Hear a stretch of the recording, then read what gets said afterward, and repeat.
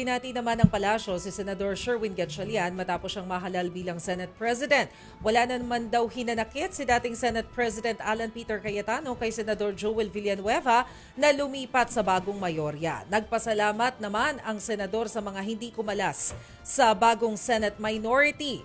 At kaugnay pa rin po ng Senate minority, never daw napikon si Senador Amy Marcos matapos ang pagpalit ng liderato sa Senado.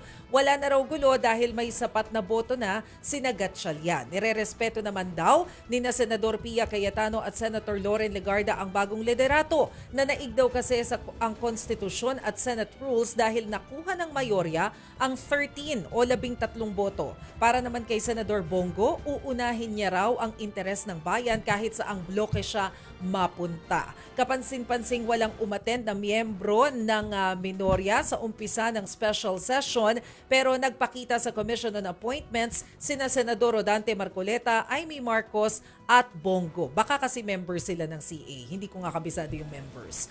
Pag-resume ng special session sa hapon, sumali na rin ang iba pang members ng minorya pero hindi pa rin sila nakumpleto.